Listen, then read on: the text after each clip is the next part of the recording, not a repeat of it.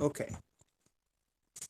My apologies for last night. I uh, I woke up. I went to sleep and I woke up about 8:30 in the evening, and my mouth was killing me. I had a very throbbing pain in my gums last night. Now, this generally happens to me when I'm stressed.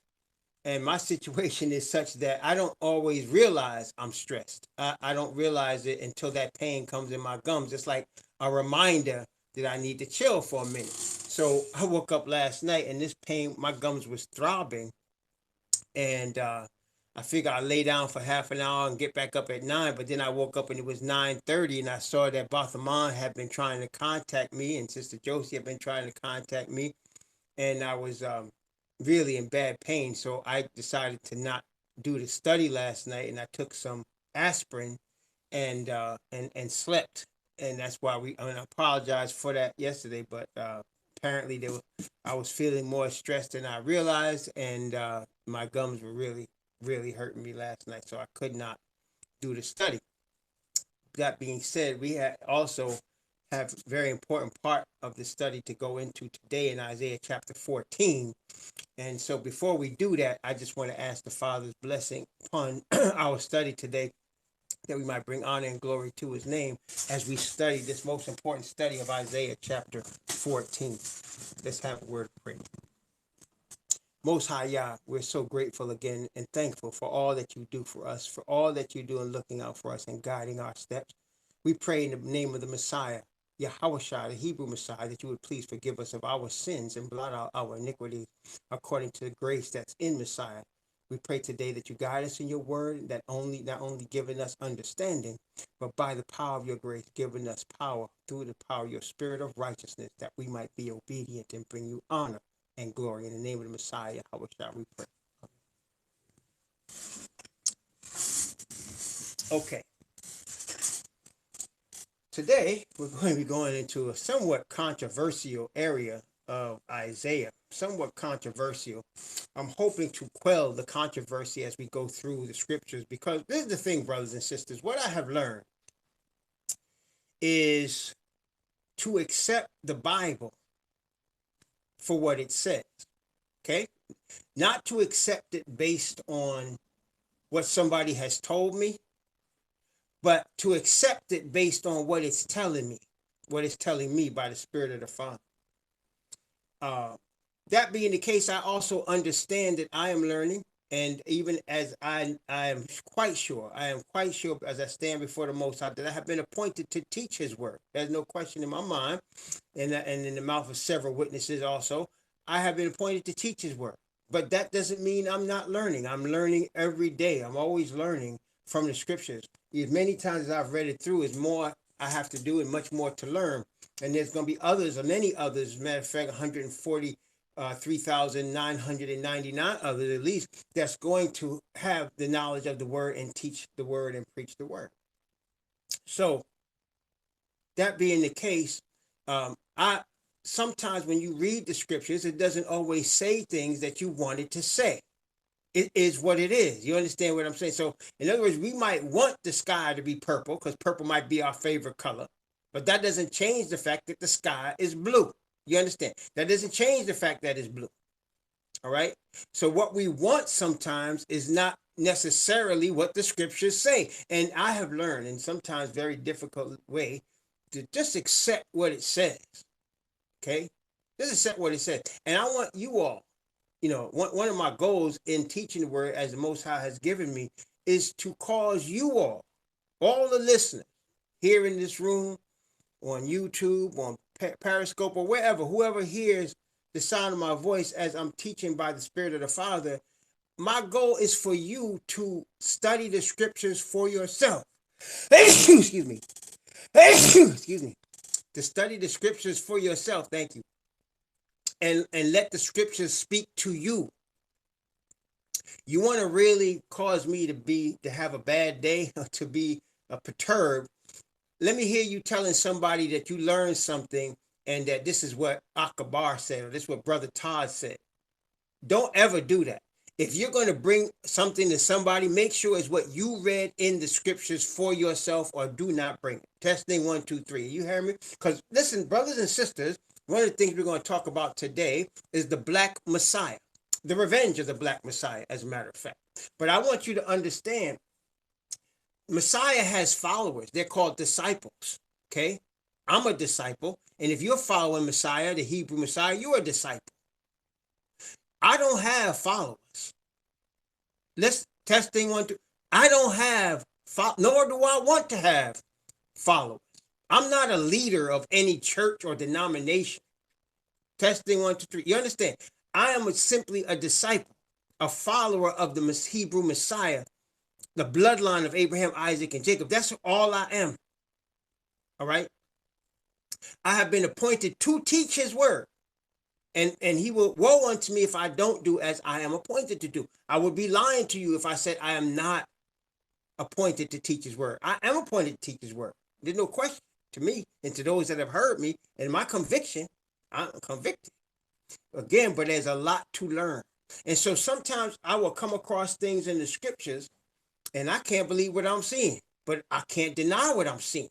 And as you all know, also in the mouth of 2 or 3 witnesses, right? We don't just look at one scripture of the Holy Scriptures and say, oh, that's the teaching. We have to get 2 or 3 witnesses to go with that in order to understand what the scriptures are saying, at least to have an idea of what it's saying. Quite often, as you are very well aware, in not only Christianity, but in other religions that subscribe to the King James Bible. When I say other religions, there's Israelites out there, there's different sects of Israelites out there, there's different people out there, aside from Christianity, that ascribe to the King James Bible. Quite often, unfortunately, people will just take one scripture and run with it as a doctrine and swear by it, and that by their showing that they have no reason, no business trying to teach them to anybody. And there are whole denominations based on a scripture. Okay? And we talked about that before. But today we're going to show some things that I have learned, and some things that were quite shocking when I saw it. But nevertheless, it says what it says. And we're going to read it today in Isaiah 14, coming back a little bit into Isaiah 13. How I want to start today. First of all, let me just test you again. Can you hear me? Can you please type a 1 if you can hear me? Type 1, please. Testing 1, 2. I just want to make sure you can hear me. Okay, listen. Oh, you can't hear? Tifo can't hear? Oh, you can't. Okay. All right, listen. I have a cousin, and she sent me a text. My cousin lives in the city, New York, and we keep in touch by text. And she sent me a text, and it was there was a link to the text. And the link, and the link said it was a documentary, Who Killed Malcolm X. That was the name of the documentary, Who Killed Malcolm X. It's on Netflix. Now, Malcolm X is definitely one of the people I look up to, one of the human beings that have walked this earth that I greatly look up to. There's no question in my mind. I don't want to say he's my hero because Messiah is my hero, but he is definitely somebody that I feel is a mentor to me. No question. I've never met him. But from all the videos and all the things I've read, he's definitely somebody I look up to. So I was very interested in seeing this documentary. And one of the things I already knew that came out in the documentary, and by the way, if you're interested, it's on Netflix. The documentary is called Who Killed Malcolm X. And so one of the things that came out in the documentary that I already knew, and many of us already knew, is that the government of the United States, the FBI and the CIA were watching Malcolm X. Okay, y'all know that. That's not news to anybody, right? They were watching Malcolm X. They were tapping his phones. They were watching him, as well as Elijah Muhammad, as well as Martin Luther King and others in previous times, probably Marcus Garvey as well. They were watching these people, but they were watching Malcolm X. Okay. Watching his every move, listening to every phone call. They had guys, people that were dedicated. Their job was 24 hours a day. I'm not even exaggerating, 7 days a week to listen to every phone call Malcolm X made or received. That was their job. So that's no surprise.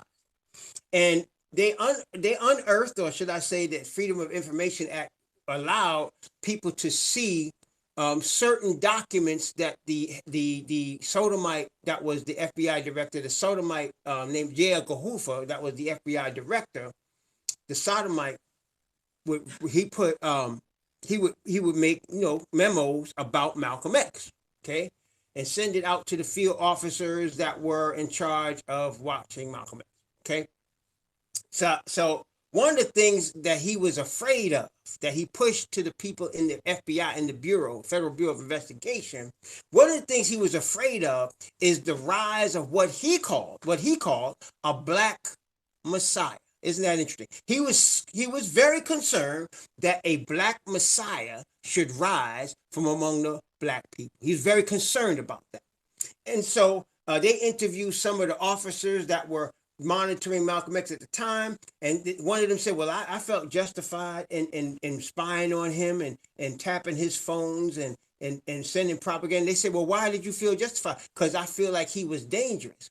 Well, generally speaking, brothers and sisters, generally speaking, if I was to say to you something is dangerous, right? Like if I was to say don't play with guns, it's dangerous. Be careful with a gun. Why would I say that? Because you might accidentally shoot yourself or somebody else if you don't know what you're doing when you're handling a gun, and somebody might get seriously hurt or killed, right? That's why we say be careful with guns. They can be dangerous. Or if you're handling explosive, you have to be careful because in fact, it will say they are dangerous, which means they can explode and they can cause all kinds of physical harm or death to people.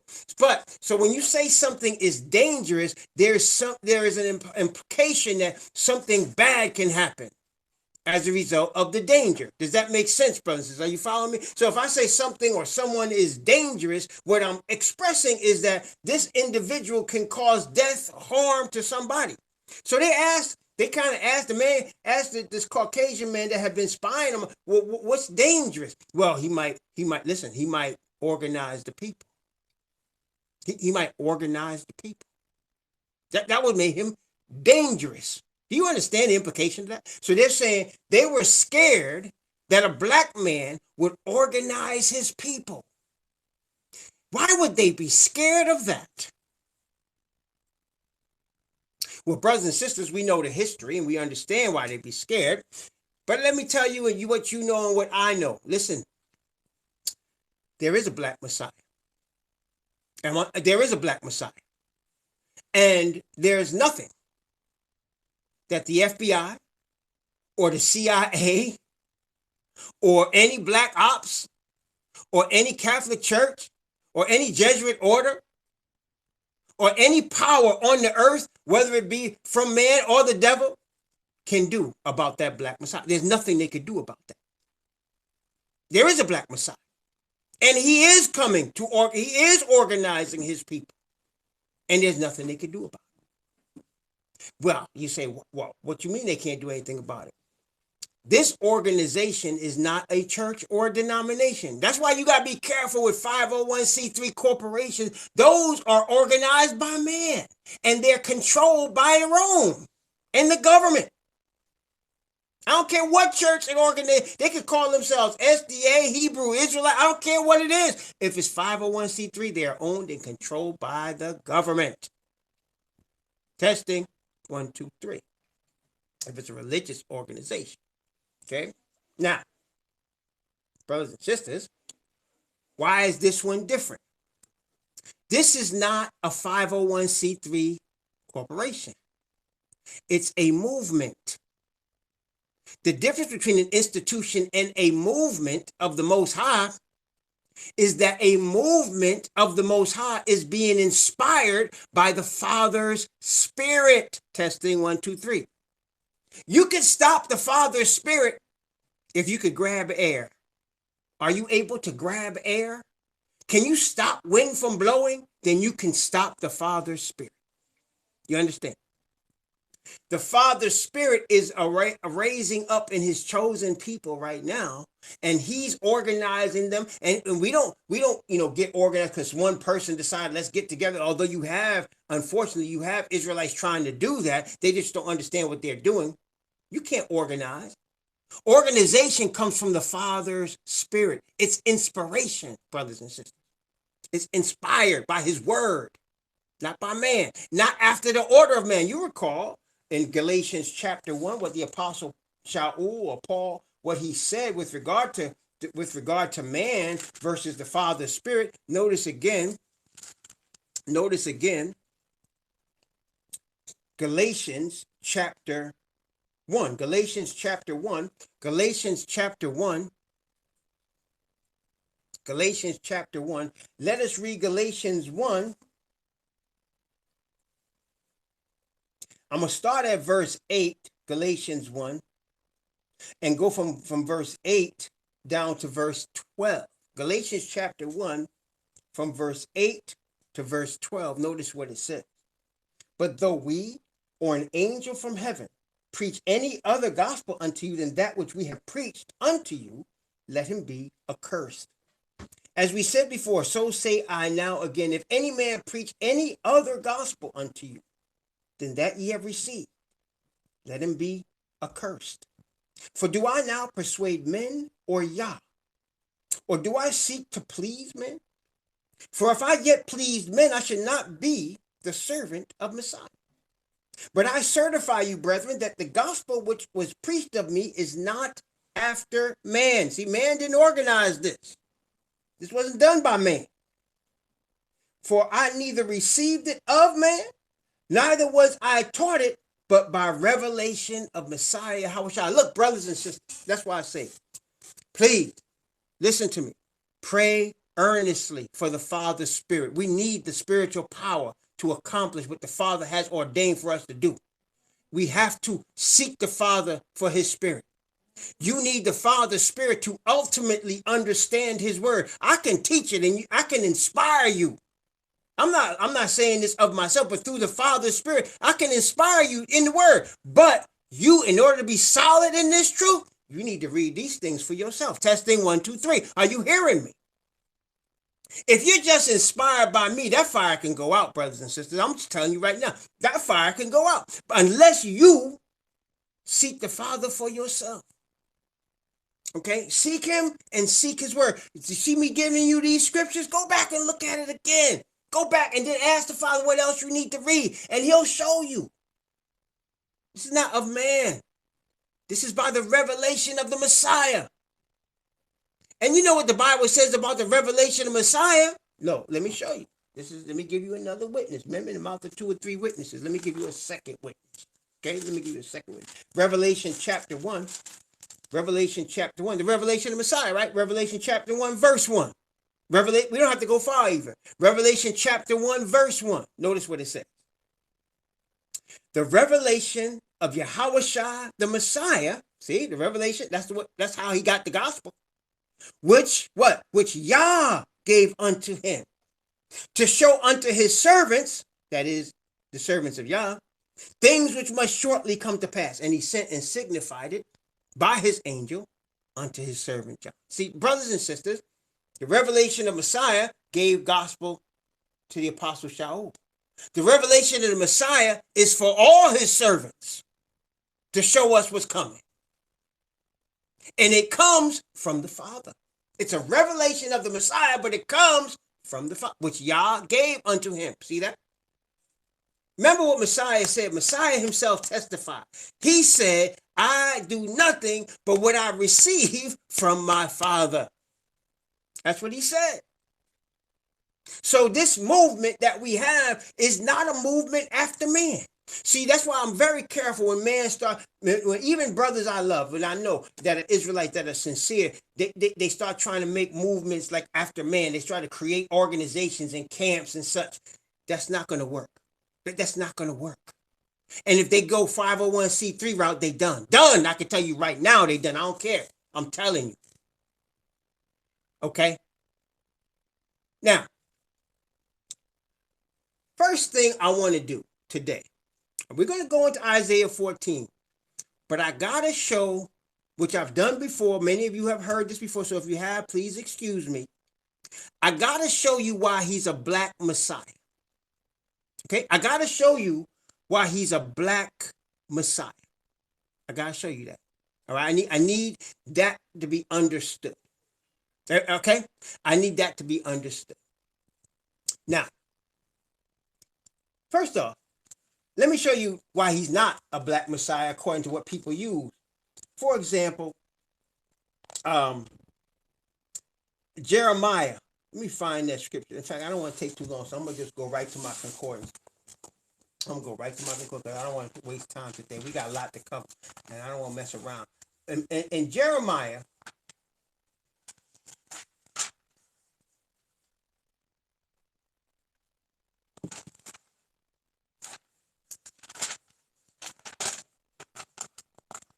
okay, Jeremiah chapter 8. Jeremiah chapter 8 and verse 21. Jeremiah chapter 8. Let's turn to Jeremiah chapter 8 and verse 20. I'm going to show you that this is a black Messiah. Now, I want you to understand. Let's go here first. Let's go here first. Jeremiah, my heart is so full of stuff today that I just got to take my time. Okay. Jeremiah chapter 8, verse 21. Notice what it says. For the hurt of the daughter of my people, I am hurt. I am black. Astonishment have taken hold of me. Many people, unfortunately, use this particular scripture to prove that the Israelites are black people. This is not what this scripture is saying. It is not talking about the color of the Jeremiah's skin. Being black in this sense is talking about how he's feeling. He's feeling depressed. He's feeling down. He's feeling what he says here, hurt. You hear me? Testing 1, 2, 3. He's not talking about the color of the skin here. Now, I'm going to show you Messiah and the Israelites are black people. But this is not a verse that should be used to prove that. Okay? It's not it. Or Lamentations chapter 4. Lamentations, which comes, I believe, right after Jeremiah, if I'm not mistaken. Lamentations chapter 4. Yeah. Lamentations chapter 4 and verse, what is it? Verse 21 is Lamentations 4:8. I'm sorry. Lamentations 4:8.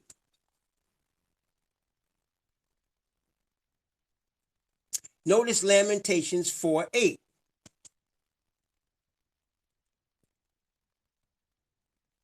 Wait, let me start at verse 7 for context, please. I'm sorry, Josie. Let me start at verse 7 for context. Let me start at verse 7.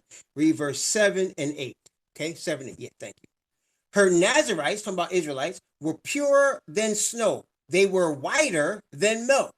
They were more ruddy in body than rubies. Their polishing was of sapphire. Their visage is blacker than a coal. They are known in the streets. Their skin cleaveth to their bones. It is withered. It is become like a stick. So see, people use verse 8 and say, well, see, they're black. Their visage is black. That's not talking about their skin color. Because then you could go back in verse 7, and it says they were white. Right? So what is it? It says they were white. No. What is again talking about is the spirit that hurt.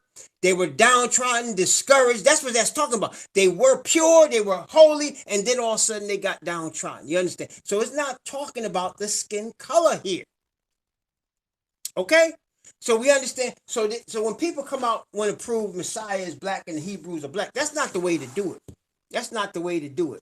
How do you know they black? Somebody might ask. And it's a good question. How do we know?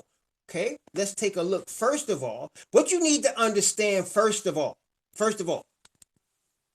is that you have to understand what ancient Egyptians looked like. Testing 1, 2, 3.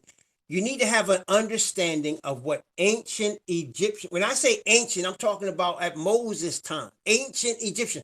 What did they look like? What was their appearance? Now, you can know this from archaeological discoveries. They have shown that they drew pictures of themselves. The Egyptians was the first people to actually put stuff into writing. They were the first people to do that. And you can see they were darker skinned people, right? Testing 1, 2, 3. They were darker skinned people. Okay, and that makes sense being on the continent of what we call Africa. Not only that, but when you look at the Bible in terms of what we call African nations, Africa comes from a Caucasian man. That's not the original word for that land. The original word for that land is Ethiopia. That's the original word. That when the Bible talks about Cushite, that's talking about that whole area. At one time, that whole area was called Cush. And then you had a piece of it that was Mizraim. And then the brothers of Ham lived all, of course, in that area, right? That's now called Africa. And they were dark. Okay? All right? Now, the Israelites had gone down into Egypt or Mizraim at different points in their history, right? Now, we know, first of all, that Abraham went down there. And in fact, as a matter of fact, we know Abraham went down there. And when he left there, he left with great substance, right? And they gave him a woman to be a caretaker to one of his slaves, actually a slave or a servant, a bond servant. That was Hagar. She was an Egyptian woman. So if you don't know anything else, he had this Egyptian woman in the camp. Testing 1, 2, 3. And she wasn't the only one, right? Right. Well, first of all, he had a child with that Egyptian woman.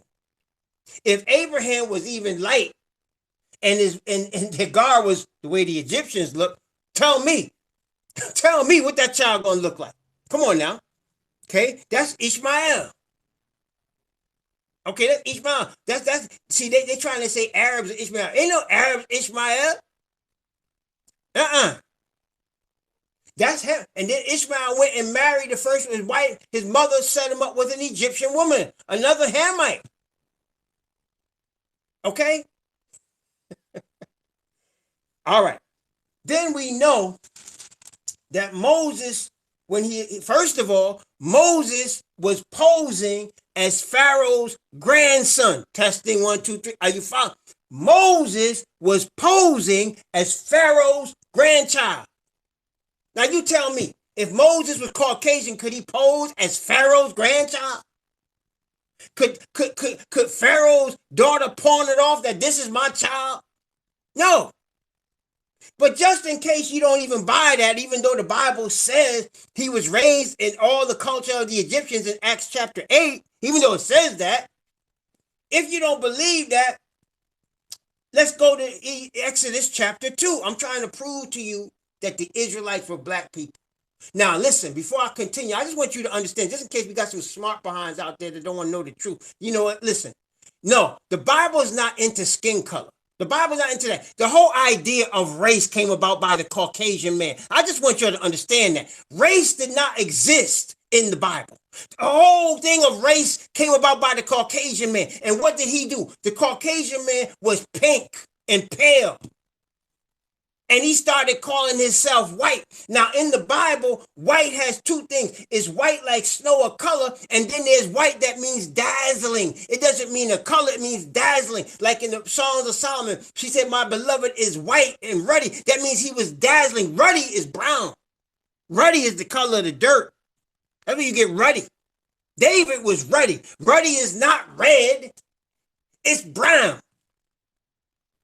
See, I'm light skinned. They call me light skinned. I'm brown. I'm light brown. But if you get me in a certain thing, you'll see some red. But I'm black, right? I'm a black man. But my skin is brown. That's right.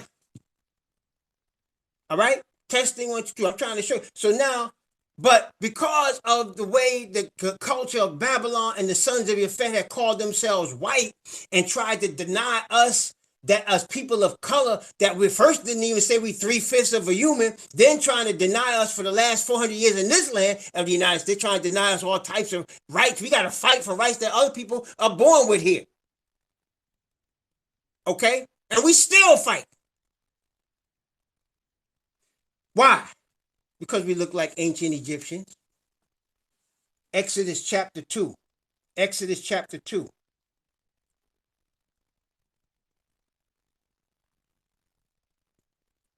I'm going to start at verse 15. I'm going to start at verse 15 and go down to verse 21 of Exodus chapter 2. Watch carefully now. Watch this. Remembering what ancient Egyptians look like, okay? Now, when Pharaoh heard this thing, he sought to slay Moses. But Moses fled from the face of Pharaoh and dwelt in the land of Midian. And he sat down by a well. Now, the priest of Midian had 7 daughters. And they came and drew water and filled the troughs to water their father's flock.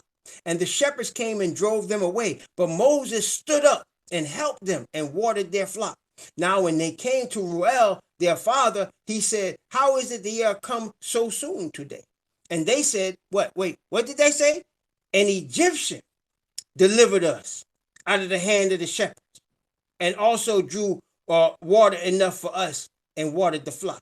And he said unto the daughters, where is he? Why is it that ye have left the man? Call him that he may eat bread. And Moses was content to dwell with the man, and he gave Moses Zipporah, his daughter. See? Wait, what they say? An Egyptian. What did the Egyptians look like? What did Egyptians look like? Okay, hold on. We're not done yet. I want to show you the Israelites are black people. Hold on. Now, let's go back to Genesis.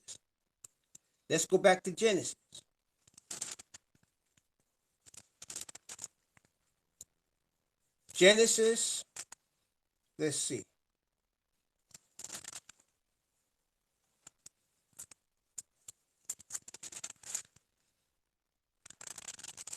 Genesis chapter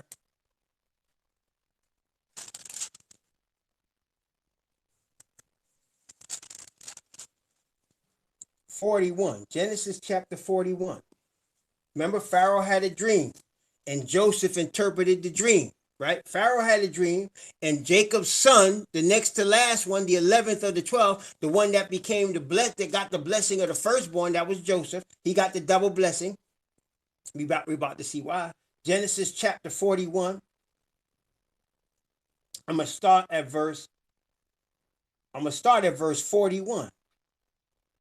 And I'm going to go down to verse 45. Genesis chapter 41 from verse 41 to verse 40. I'm showing y'all that the Israelites are black people. Okay? That's what I'm trying to show you. Okay? All right? Genesis 41 from 41 to 45. And Pharaoh said unto Joseph, see, I have set thee over all the land of Egypt. And Pharaoh took off his ring from his hand and put it on Joseph's hand, and arrayed him in vestures of fine linen, and put a gold chain about his neck, and made him to ride in the second chariot which he had. And they cried before him, bow the knee, and he made him ruler over all the land of Egypt. And Pharaoh said unto Joseph, I am Pharaoh, and without thee shall no man lift up his hand or foot in all the land of Egypt. And Pharaoh called Joseph's name Zaphnath-Paneah, and he gave him to wife Asenath, the daughter of Potiphera, priest of On. And Joseph went on. Now Joseph had two children with this Hamite woman. The Hamite woman, Asenath. Wait, what color were those two children? What color was his wife? She was Egyptian. She was Egyptian royalty. That's right. The two children, Ephraim and Manasseh. So now, wait a minute. We tribes already. Moses is Levite. We got Ephraim and we got Manasseh. All three tribes, black. All three tribes, black. Okay? Okay? Testing 1, 2, 3. And of course, they're not the only ones. Take a look. Genesis, after Jacob died. Jacob died, right? And they had a funeral for Jacob. After Jacob died. And then Jacob had made Joseph promise him that when he died, he was going to bury him in the land of Canaan. That he didn't want to be buried in Egypt. He was going to bury him in the land of Canaan. Okay? So let's take it up with the funeral procession. And what the Canaanites saw when they saw the Canaanites saw this procession coming from Egypt, out of Egypt land, and coming down into the Canaanite land. And it was a funeral procession. It was for Jacob. Okay? But they was observing it. Let's take a look. Genesis chapter 50. Genesis chapter 50. I'm going to start at verse 7 and go down to verse 11. From verse 7 to verse 11, Genesis chapter 50. I'm showing y'all that the Israelites are black people. And the Messiah is a black man. Okay? And Joseph went up to bury his father, and with him went all the servants of Pharaoh, and the elders of his house, and all the elders of the land of Egypt. And all the house of Joseph and his brethren and his father's house, only their little ones and their flocks and their herds they left in the land of Goshen. And they went up with him, both chariots and horsemen. It was a very great company. And they came to the threshing floor of Atad, which is beyond Jordan. And they mourned with a great and very sore lamentation. And he made a mourning for his father 7 days. And when the inhabitants of the land, watch, when the inhabitants of the land, the Canaanites, saw the mourning at the floor of Atad, they said, this is a grievous mourning to the Egyptians. Wherefore, the name of it was called Abel Mizraim, which is beyond Jordan. What is Mizraim? Is the word that is the word for Egyptian. It is real. The original word is Mizraim. Abel means mourning. So they looked at this crew and they saw all these black people and they said, this is a mourning of the Egyptians. That would include all of Joseph's family, all his brothers. Testing 1, 2, 3. Y'all following? All right. So now we know that okay. Then of course we haven't even gone into, which I'm not going to do today, but we haven't even gone. Well, we haven't even gone. Let me just touch base quickly. Let me just touch base quickly on the curses, okay? Because then the curses tell you who the Israelites are. The curses tell you. The curses that came on and the Israelites tell you who they are. Okay? I don't want to go through all the curses, but we know the curses, okay? Let's read. I'm going to read some of them. I'm going to highlight the curse. I'm going to highlight some of the curses, okay? I'm going to highlight them for our example right here, okay? Let's read Deuteronomy 28 from verse 37 down to verse 40, from verse 30, let's see, 30, I'm going to read it like this, 37, 38, and 41, just for our highlights. 37, 38, and 41, Deuteronomy chapter 28. 37, 38, and 41. Watch, because this description doesn't fit every people, man. Okay, all right? Look, notice what it says. 37, 38, and 41. And thou, talking about Israelite, shalt become an astonishment, a proverb, and a byword among all nations, whither Yahweh shall lead thee. Thou shalt carry much seed out into the field, and shall gather but little in, for the locust shall consume it. Verse 41, thou shalt beget sons and daughters, but thou shalt not enjoy them, for they shall go into captivity. That means prison. Let me ask you, brothers and sisters, honestly, them Ashkenazis over there, does this describe them? Do they put much seed out and get very little in? Do they sons and daughters go into captivity? To prison? To slavery? No. Wait, we're not finished yet. We're not finished yet. Verse 48, 49, and 50. 48, 49, and 50. Deuteronomy 28. We're not going to just stick with 28 either. We're going to hit Leviticus in a minute too. 48, 49, and 50. Therefore shalt thou serve thine enemies, which Yahweh shall send against thee, in hunger and in thirst and in nakedness and in want of all things. And he shall put a yoke of iron upon thy neck. Wait. Did them Ashkenazis have yokes of iron on their neck? Huh? When? When them pink people had yokes of iron on their neck? When? Tell me about no Holocaust either. Yahweh shall bring a nation against thee from afar, from the end of the earth, as swift as the eagle flieth, a nation whose tongue thou shalt not understand, a nation of fierce countenance, which shall not regard the person of the old, nor show favor to the young. Wait a minute. There but one people this happened to. Let's continue. Deuteronomy chapter 28 from verse 64 down to verse 68, from 64 to 68, proverb, byword, captivity, chains. How many people did this fit? And Yahweh shall scatter thee among all people from one end of the earth even unto the other. And there thou shalt serve other gods, neither thou nor thy fathers have known. Wood and stone. You say, what's the wood and stone? The wooden cross of the Christian, and the stone in the middle of their Saudi Arabia out there where they worship in Mecca. That's the wood and the stone. There you go. Neither of which is our religion. That's not what was given to us. Among these nations thou shalt find no ease, neither shall the sole of thy foot have rest, but Yahweh shall give thee there a trembling heart, and failing of eyes, and sorrow of mind, and thy life shall hang in doubt before thee, and thou shalt fear day and night, and thou shalt have none assurance of thy life. In the morning thou shalt say, would Yah that it were even, and at the even thou shalt say, would Yah that it were morning, for the fear of thine heart wherewith thou shalt fear, and for the sight of thine eyes which thou shalt see. And Yahweh shall bring thee into Mizraim again with ships, by the way whereof I spake unto thee, thou shalt see it no more again. And there ye shall be sold unto your enemies for bondwomen and bondwomen, and no man shall buy you. What does this mean? First of all, brothers and sisters, when it says Egypt, it also means house of bondage. In other words, I'm going to put you back into slavery. When he says you shall not see it again. When Moses take them out of Egypt, when they come across the Red Sea, if you recall what Moses said, he said, you see these Egyptians, you're not going to see them anymore again forever. That's what he said. But he said, I told you that, but if you disobey, I'm going to put you back into slavery. And you're going to go in by ship. How many people does this describe? And he said, no man shall buy you. You see, brothers and sisters, there's slavery in the Bible, but it's not chattel slavery. We say, what you mean? Chattel slavery is where you become like an animal, like you're part of like a horse or a cow. You become like an asset to your owner. He's never going to let you go. He's going to breed you like an animal and get more of you and keep you in chains. That's chattel slavery. That's not biblical. In the Bible, the slave could buy his freedom. Okay, they call it like indentured servitude in the Bible. So like you know, if you're in debt, you serve somebody. That's the slavery they had in the Bible, both in the New Testament. Or if you got captured by another nation, you are a servant now.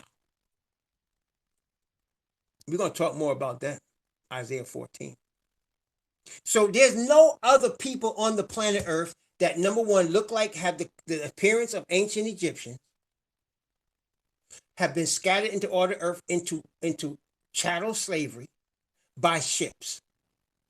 So I heard Irish people say, well, we went to slave ships too. Irish people were never in chattel slavery. They were indentured slaves. They could buy their freedom. Okay? When the Irish people mistreated, I'm not saying we're the only mistreated people on the earth, but there's no other people mistreated like us. Nobody. And it's because of the curse. Okay? One more. Leviticus, let's go to Leviticus. We're not finished yet. Leviticus chapter 26. And I'm not going to read the whole thing. You can read that when you get a chance. But this shows who the Israelites are. Leviticus chapter 26. And all of these things describe the so-called black man in America, the black man on the islands, the black man in Brazil, the black man all over the earth, everywhere where there's black people. This describes. Okay? There's only one people on the earth that's like this. Notice again. And we reading the word. We're not making stuff up. We're reading it out the word in black and white. Now, people don't have to believe it. That's their business. But I'm talking to people that want to know. Okay? Leviticus chapter 26. I'm going to start at verse 38. And I'm going to read from verse 38 down to verse 45. From verse 38 to verse 45. Leviticus 26. Watch this. And ye, talking about the Israelites, shall perish among the heathen. The land of your enemies shall eat you up. And they that are left of you shall pine away in their iniquity in your enemies' lands. And also in the iniquities of their fathers shall they pine away with them. And if they shall confess their iniquity, that's the awakening, and the iniquity of their fathers, that's repentance, with their trespass which they have trespassed against me, and that also they have walked contrary unto me, and that I also have walked contrary unto them, and have brought them into the land of their enemies, if then their uncircumcised hearts be humbled, and they then accept the punishment of their iniquity, then will I remember my covenant with Jacob, and also my covenant with Isaac, and also my covenant with Abraham will I remember, and I will remember the land. The land also shall be left of them, and shall enjoy her Sabbaths while she lieth desolate without them. They shall accept the punishment of their iniquity, because they despise my judgments and because they're so abhorred my statutes. And yet for all that, when they be in the land of their enemies, I will not cast them away. Neither will I abhor them to destroy them utterly, to break my covenant with them, for I am Yahweh. Or should I say, for Ahia Yahweh, their most high. But I will, for their sakes, remember the covenant of their ancestors, whom I brought forth out of the land of Egypt, in the sight of the heathen, that I might be their most high, Ahia Yahweh. So now we can see they look like ancient Egyptians. They went into slavery. They went into slavery in different lands. They're mistreated in those lands. They're the tail and not the head. They're a proverb and a byword in the lands in which they dwell.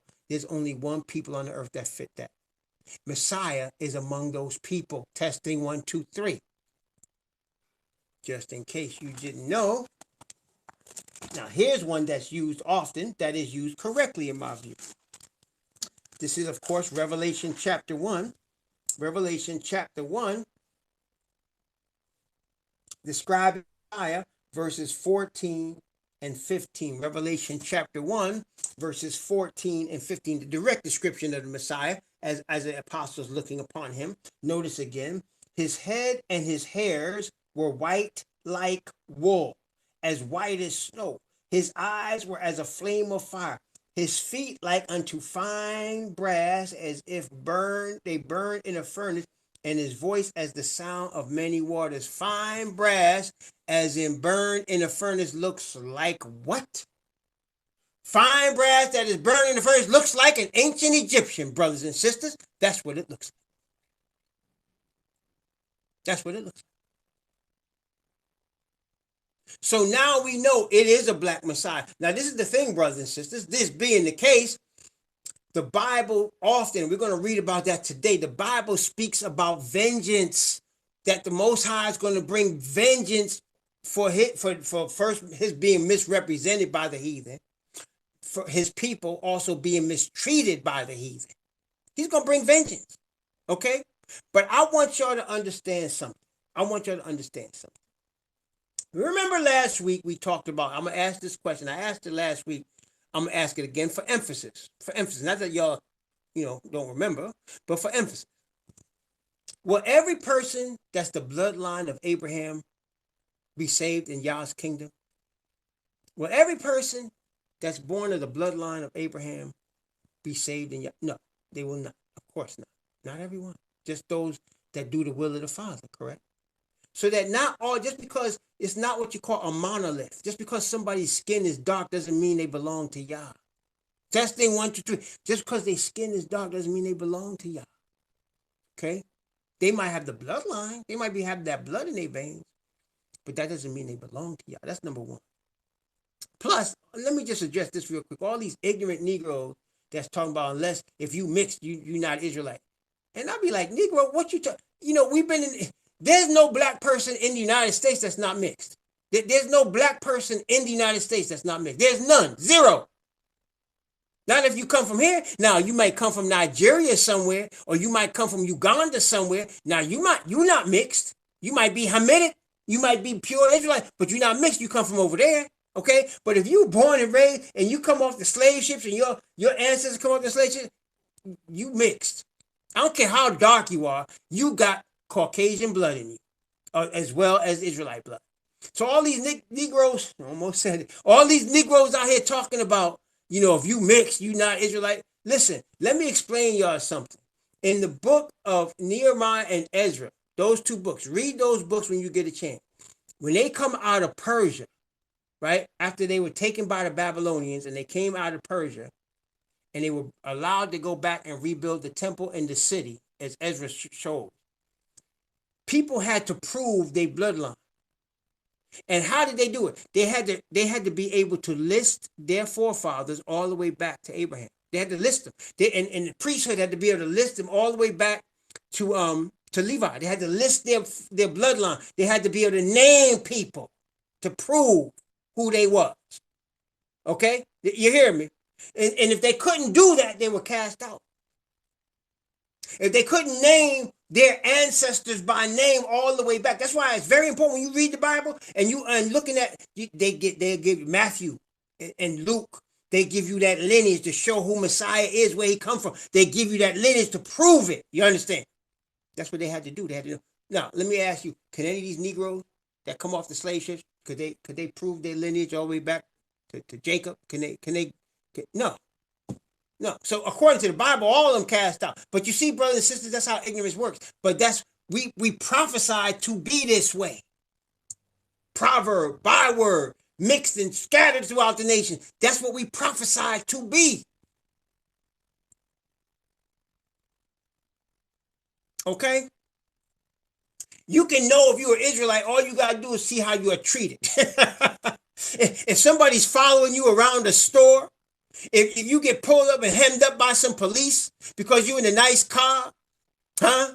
Oh, you know you're Israelite, okay? You know you're Israelite, all right? If you at a job and you doing your job twice as good as your Caucasian neighbor and you don't get promoted, you're an Israelite. You may not like it. That's how it is. Okay? That's how it is. So, have y'all understood now that the Israelites are so-called black people? Y'all understood now that the Messiah is a black Messiah? Uh-huh. You got it? So now, listen. Y'all, okay? Go back and study them scriptures. Now, just like not all Israelites, all people of the bloodline are going to be saved. Not all Caucasians of sons of Japhet are going to be lost. I know people don't want to hear that, but that's the truth. Again, let's go to the scriptures. Let's go to the scriptures. Isaiah. Let's go. We studied Isaiah, right? And we just read chapter 11. Let's go back to chapter 11. Go back to chapter 11. Isaiah chapter 11. Okay? Isaiah chapter 11 and verse 10. Isaiah chapter 11 and verse 10. Okay, no, what does it say? Isaiah chapter 11 and verse 10. Notice what it said. We read this just a couple weeks ago. In that day there shall be a root of Jesse, which shall stand for an ensign of the people. To it shall the Gentiles seek, and his rest shall be glorious. Does it say here, I want to make sure you understand, does it say to the ensign shall the Gentiles be captured? Or did it say to it, that is the ensign of the people, the root of Jesse, shall they seek? Testing 1, 2, 3. That's right. Which means the people that they're talking about are Gentiles that are seeking after, not white Jesus, they're seeking after the truth, the Hebrew Messiah. See that? Okay. See, y'all got that? Okay, good. So there are Gentiles that are seeking the Hebrew Messiah. Those are the people. Now, listen. That's Isha, Bartholomew, and many others seeking the Hebrew Messiah. These are people that are poor. I'm not trying to down y'all, but y'all are poor. I'm not lying, right? Y'all know you're poor, right? Y'all been poor most of your life. You've been chewed up and spit out by the system. Correct, right? You've been chewed up, spit out by this system.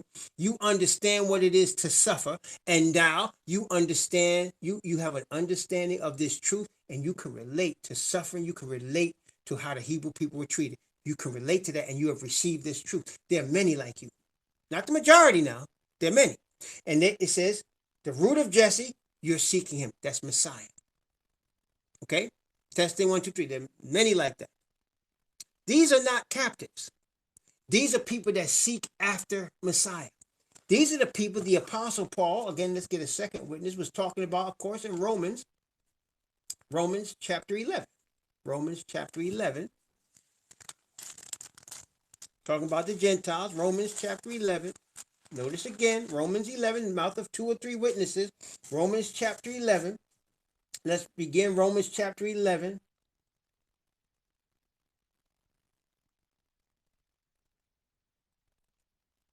I'm going to start at verse 13 down to verse 21. Romans chapter 11 from verse 13 to verse 21. Watch very carefully. For I speak to you Gentiles. This is for the heathen. This is what we know as the sons of Yefet. This is the heathen, right? I speak to you Gentiles. Inasmuch as I am the apostle of the Gentiles, I magnify my office. Now, some brothers get upset because they say the Gentiles are really Israelites that were dwelling among the Gentiles. Hey, I believe that too, but that's not all. You can't deny this is also Gentiles. He's talking about bloodline Gentiles. For I speak to you Gentiles, inasmuch as I am the apostle of the Gentiles, I magnify mine office. If by any means I may provoke to emulation them which are my flesh. See, he's making a distinction here between the Gentiles and those that are his flesh.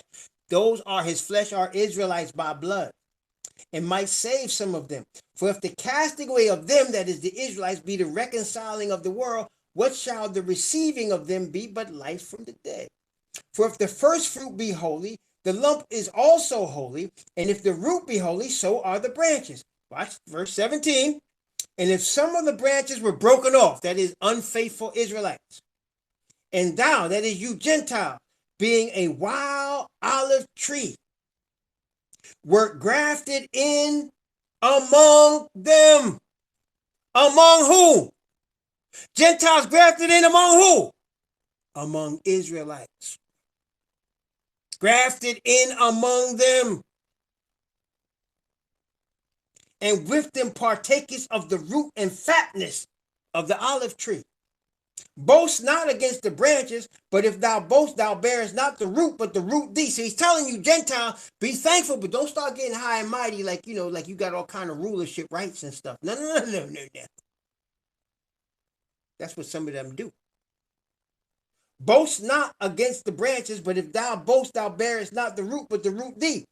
God will say then, the branch are broken off that I might be grafted in. That's why some of these Gentile fools think they're supposed to be ruling Israelites. You better got another thing coming, son. Well, because of unbelief, they were broken off. And thou standest by faith. Be not high-minded, but fear. For if Yah spared not the natural branches, take heed that he spared not thee. That's right. That's right. Praise the Most High. Gentiles need to be humble that they get in this salvation. The ones that are coming now. But then there's another class. Another class. Let's go to a familiar scripture that you guys know that I like to refer to. This is Revelation chapter 19. Talking about the Hebrew Messiah, the black one. That when he comes, he's coming with vengeance, right? He's not coming peacefully. When he comes back, it's going to be power, vengeance. But I want to show you what happens here. I want to show you a certain word here. Pay attention to the word taken. And I ain't talking about secret raptures either. Pay attention to the word taken in this scripture we're getting ready to read in Revelation chapter 19. Let's see.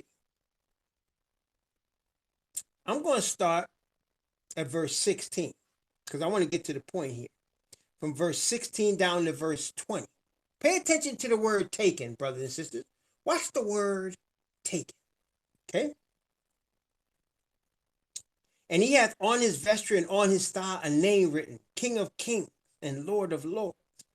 And I saw an angel standing in the sun, and he cried with a loud voice, saying to all the fowls that fly in the midst of heaven, come and gather yourselves together unto the supper of the great Most High, that ye may eat the flesh of kings, and the flesh of captains, and the flesh of mighty men, and the flesh of horses, and of them that sit on them, and the flesh of all men, both free and bond, both small and great.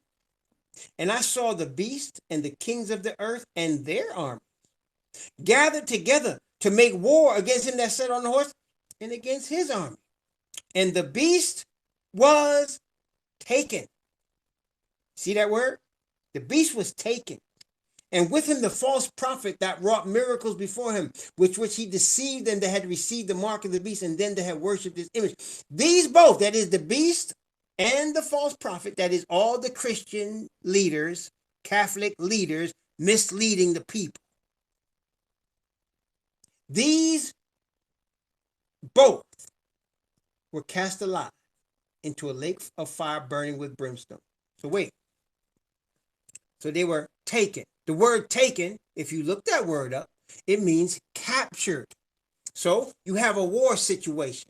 And during the course of a war, the losing squad, they get people that are killed in action, right? And then they get people that are captured, right? And generally, one side declares the win when they capture the kings or the leaders of the other opposition fighting, right? Testing 1, 2, 3. You follow me? So Messiah is returning with an army, and then the kings. This is people you see in the people right now, the religious leaders today that you're watching on television, and the popes and the archbishops and all the TD Jakes and all. That's who this is. They are the devil's inspiring them to fight against Messiah when Messiah returns, and against us. Obviously, they're going to lose. It says they were taken and kept. Now, I want you to note, this is very important too. These false religion people were cast into the lake of fire before the devil was. And if you notice, not everybody was cast into the lake of fire. Not everybody was. Not everybody. Okay? Not yet. The second resurrection, all those that don't make it in the book, Lamb's Book of Life, they're going to be captured. Like you're going to see them talk about. If you read chapter 20, you'll see them. Matter of fact, let's take a look. That's the second resurrection, chapter 20. You see? And let's see. Let's start at verse 12. Let's start at verse 11, chapter 20, verse 11 down to verse 15. Just to differentiate, there's two different resurrections. There's the first one and the second one. The first one is the resurrection of the righteous. The second one is the resurrection of the damned. Okay? Okay.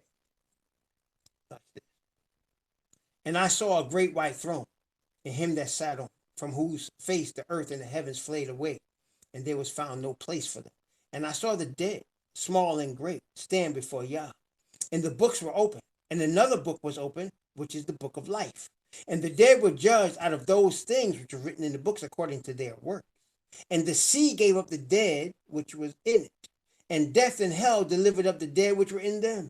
And they were judged every man according to their works. And death and hell were cast into the lake of fire. This is the second death. Whosoever was not found written in the book of life was cast into the lake of fire. That's for the people that come up in the second resurrection. The people that come up in the first resurrection are the righteous, and they fighting against people that are already alive. See, you are living right now with people that's going to be alive in that first resurrection. They're not going to, most of them ain't going to make it, but you and I are living right now with people. We're in the last generation right here. We're in the last generation. Believe it. And you're living with people right now that's going to be alive in that first resurrection. And the righteous arise out of the dead, out of the graves in the first resurrection. Okay? And they arise and they join the army of Messiah.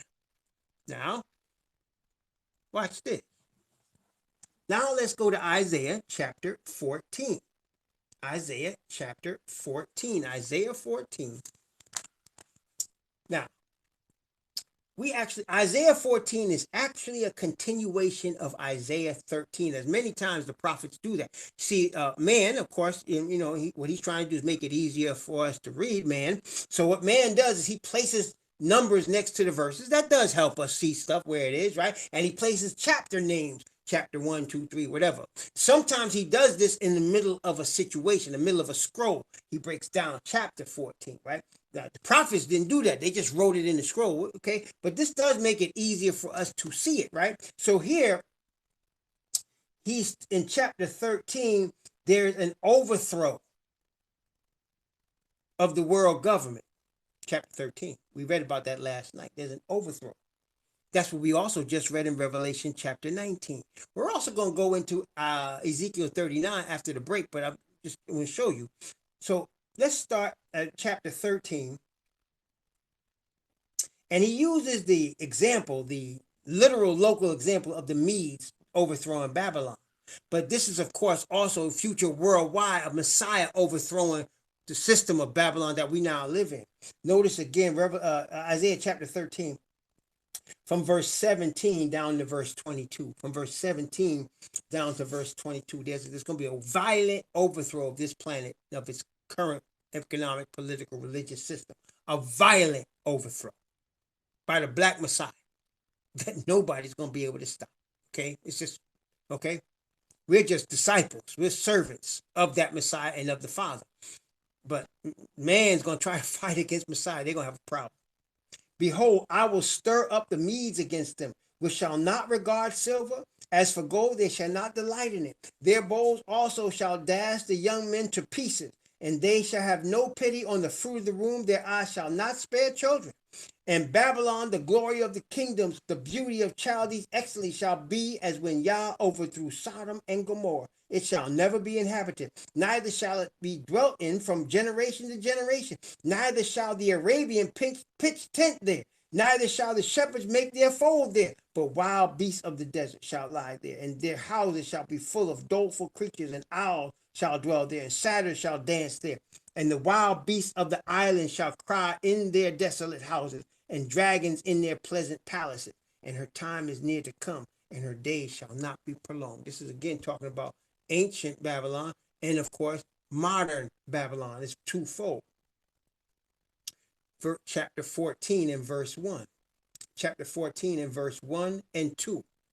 Chapter 14. Watch the word captured. We saw the word taken in the New Testament that means captured. Watch for the word captured here. For Yahweh will have mercy on Jacob, and will yet choose Israel, and set them in their own land. And the strangers shall be joined with them, and they shall cleave to the house of Jacob. And the people shall take them and bring them to their place, and the house of Israel shall possess them in the land of Yahweh for servants and handmaids, and they shall take them captives, whose captives they were, and they shall rule over their oppressors. Now wait, are the people that are receiving this truth right now, are they captives? Are they being taken captive? The Caucasians that are receiving this truth today, right now, are they captives? Are they captives? Yes or no? Are they being captured? Are they being taken? Is that how they're getting this truth? Or are they seeking after it? That's right, they're seeking after it. They're not being so now you have a different class here. This is the people read this and they think all Caucasian. No, there are Gentiles that are receiving this truth now. They're surrendering to it now. What you're reading here is the result of a war, and people are being taken captive. Do you see the difference? Testing 1, 2, 3. You have this is a group of people that have been taken captive. And they're going to cleave to the house of Jacob because they're going to realize their cause is lost. But they're going to be, well, who are these people? These are people that once ruled, but they're not the power. They're not the top. They're not at the top. See, brothers and sisters, let me explain something to you. The world in which we live right now, there are very rich people and there are very rich people, right? Let's talk about people that are rich. Like, for example, you see people, they have big houses, 2 nice cars in the driveway. They go on vacation every year. They make good money, right? They get high quality furniture and clothes. Their children go to private schools. But really, if you look behind, and I've seen this, if you look behind the scenes, a lot of these people are in heavy debt. They make good money, but they're living beyond their means. They're in heavy debt, and they're miserable, and they're scared. But yet, they put on a front. I had a Caucasian man from Australia once. He was a preacher. He came to preach at a place I invited him to when I was at SDA. And me and him had a conversation. He said, you know, American Caucasian people are different from Australian Caucasian people. I said, how so? He said, in Australia, he said, if we don't like you, we'll fight you right up front. He said, we don't waste time. We don't mess around. He said, if we don't like you, we'll tell you to your face and it's on. He said, in America, they like to wear masks. He said, they'll smile in your face, but they hate you. He said, they're always hiding what things really are. They might be miserable, but they laughing and they're trying to smile, act like everything's good on the outside. And that's true. That's very true. Right? That's very true. So you got a lot of people that's trying to act like they live in large and looking down on others, but all of that can be crumpled in a second. There's a lot of rich people like that. And then there's very wealthy people that have assets, like they own land, they own businesses, they own corporations, right? Like Microsoft and Amazon. These people are very wealthy. It's more than just paper money they got. They got assets, right? Those people are lost. There's no hope for them. But the people that are living a lie, they have a chance to come to the truth. And this is you're saying right here, this is different. And strangers shall be joined with them, and they shall cleave to the house of Jacob. There's going to be people that are going to be, and you know what? You remember the parable of Lazarus and the rich man? How the rich man lived, the Bible says, the parable says he lived sumptuously, and Lazarus lived on the street, and then in the kingdom, their roles were reversed. That's what's going to happen. People that are living large now are going to be our servants. They're going, some of them, not all of them, most of them going to be destroyed, but some of them are going to come and they're going to be our servants. Because they live in large now. We serve them now. They're going to serve us later. The ones that are going to be saved. See, he said, they shall cleave the house of Jacob, and the people, that is Israel, shall take them and bring them to their place, and the house of Israel shall possess them in the land of Yahweh for servants and handmaids. They're going to be our servants and handmaids. That's them. That's the Caucasian ones that are high and mighty right now. That's not going to be destroyed. They're going to repent. Apparently, they can't. They're not going to be coming into the kingdom unless they repent, right? So at some point, they will repent. But they're going to be captives, and they're going to be servants. All of these rich ones, all these ones you see on TV that's working for the Amazons and the Microsofts and the NBCs and the CBSs and the ABCs. All the ones that's working for the cable companies and for Verizon, and they making big money, they're going to be your servants. They're going to serve you. And you poor, you living, on Social Security, and you struggle, and you're going to be ruling over them. This is not all Caucasians. These are it says it right there. It says, the Most High is choosing Israel, and the people shall take them. When they're going to be taken? Let's go to Ezekiel chapter 39. Ezekiel chapter 39.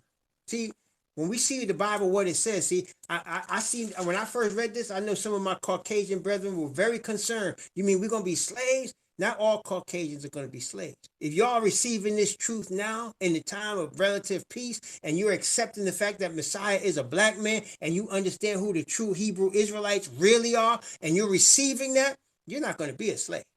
You're not being captured. You're surrendering. You're the ones that's looking for the ensign of Isaiah chapter 11.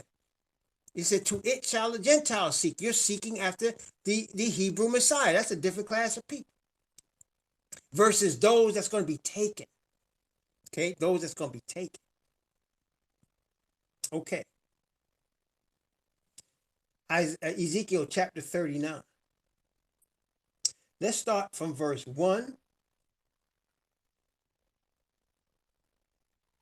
We'll start at verse 1 and go down to verse 7 to begin. From verse 1 to 7. I'm not going to read the whole thing, just for what we're talking about here. "Therefore, thou son of man, prophesy against Gog, and say, Thus saith the Most High Yahweh, Behold, a hire against thee, O God, the chief prince of Meshach and Tubal. And I will turn thee back and leave but the sixth part of thee." There go the captives right there. "I will turn thee back and leave but the sixth part of thee, and will cause thee upon the mountains of Israel. And I will smite thy bow out of thy left hand, and cause thy arrows to fall out of thy right hand. And thou shalt fall upon the mountains of Israel, thou and all thy bands, and the people that is with thee. And I will give thee unto the ravenous birds, and every sort, to the beasts of the field to be devoured. Thou shalt fall upon the open field, for I have spoken it, said the Most High Yahweh. And I will send a fire on Magog, and among them that dwell carelessly in the isles. And they shall know that Ahia Yahweh. So I will make my holy name known in the midst of my people Israel, and I will not let them pollute my holy name anymore. And the heathen shall know Ahia Yahweh, the Holy One of Israel. See, so there's heathen that he's going to leave. Those are the captives. And there's heathen that's going to be destroyed. That's the rest of them. Testing 1, 2, 3. Are you following me? Isn't that what the scripture, did I make it up, or did the scripture say it? So now that goes along with what we just read in Isaiah 14, where he said, some of them we're going to take captives, and they're going to be servants to us. They're going to be our servants. Okay? Then there's some of them that's going to come before that, before all that breaks off, and they're going to seek the Hebrew Messiah, not white Jesus and Christianity, the Hebrew Messiah of the true Israelite people. And they're going to obey his law, and they're going to ask for the forgiveness of their sins and the sins of their fathers. Okay, let's skip down to verse 21. Skip down to verse 21. You need to read the rest when you get a chance. Please read the whole thing. But I want to skip down to verse 21 for what we're talking about here. From verse 21 down to verse 23. Actually, let me read from 21 to 25. Ezekiel chapter 39, from verse 21 to verse 25. Ezekiel chapter 39. Thank you. Notice what it says. And I will set my glory among the heathen, and all the heathen shall see my judgment. Obviously, these are the 1/6 that make it. And that I have executed my hand that I have laid upon them. So the house of Israel shall know that Ahia Yahweh, their Most High, from that day and forward. And the heathen shall know that the house of Israel went into captivity for their iniquity, because they trespassed against me. Therefore hid I my face from them and gave them into the hand of their enemies. So fell they all by the sword. According to their uncleanness, according to their transgressions, have I done unto them, and hid my face from them. Therefore thus saith the Most High Yahweh, now will I bring again the captivity of Jacob, and have mercy upon the whole house of Israel, and will be jealous for my holy name. So there's going to be so now, y'all who are now of Gentile descent, so-called white people that receive this truth, nobody has to tell you who the house of Israel is. You know who the house of Israel is. Nobody has to tell you why the house of Israel is in captivity. You know why they're in captivity. But apparently there's going to be heathen that come in later. They're going to have to be taught that. The heathen shall know that the house of Israel went into captivity because of their iniquity. And then they shall know that he brought again my people and gathered them out of their enemies' lands. See? They're going to know that. And they're going to serve us. They're going to be our servants and handmaids.